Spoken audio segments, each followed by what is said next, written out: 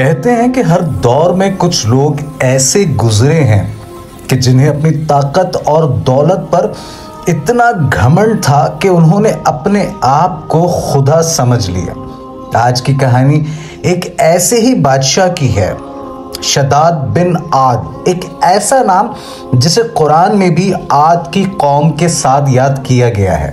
उसकी दौलत, उसकी फौज और उसका शहर सब कुछ था, मगर उसके दिल में ईमान नहीं था। शदाद का ताल्लुक था आद कबीले से, जो अरब के पुराने इलाके इरम ज़ात अल इमाद में रहते थे। ये लोग इतनी ऊंची इमारतें बनाते थे कि उनका जिक्र कुरान में आया।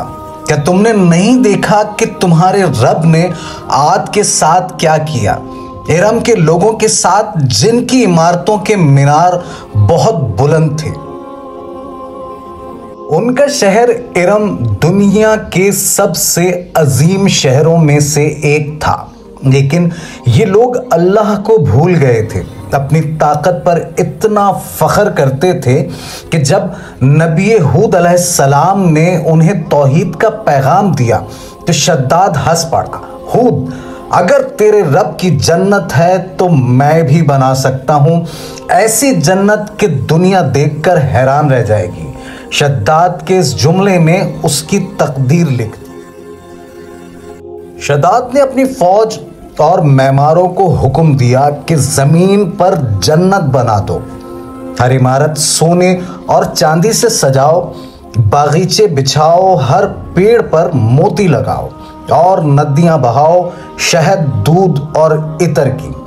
ये हुक्म पूरे मुल्क में घूम गया। हर तरफ से सोना, याकूत, लाल, मरजान, जबरजद इकट्ठा किए गए और कहा जाता है कि तकरीबन 300 साल लगे इस जन्नत को बनने में। हजारों लोग मर गए, लेकिन शदाद का तकब्बुर को सुकून नहीं मिला। वो कहता था, मुझे देखो, मैं जमीन पर खुदा हूं। और फिर वो दिन आ पहुंचा कि जब शदाद की जन्नतुल अर्द, जमीन की जन्नत तैयार हो गई। कहा जाता है कि दीवारें याकूत और मरजान की थी, दरवाजे सुनहरे और मोतियों से सजे हुए थे, बागीचे जहां फूलों की जगह नूर बरसता था, नदियां जिनके पानी से खुशबू उठती थी। आसमान से देखने पर लगता था जैसे जिंदगी के सबसे खूबसूरत मंजर को देख रहे हों। लेकिन शदाद भूल गया था कि असल जन्नत उसकी नहीं, सिर्फ अल्लाह की। शदाद अपनी फौज के साथ उस जन्नत में दाखिल होने के लिए निकला। उसने ताज पहना, हाथ में असा लिया और फख्र से बोला, आज मैं अपनी जन्नत को देखूंगा। जब उसका पांव दरवाजे के पास पहुंचा तो अचानक आसमान से एक जोर की आवाज आई। कहते हैं कि वो चीख थी जो अल्लाह का अजाब थी। पहले हवा रुकी, फिर जमीन कांपी और फिर सब कुछ खत्म हो गया। न शदाद रहा, न उसकी फौज, और ना ही वो जन्नतुल अर्द रही। कुरान करीम हमें याद दिलाता है और उन लोगों के लिए हैं जो ईमान लाए और नेक अमल करते रहे। उनके लिए हैं बागीचे जिनके नीचे नदियां बहती हैं।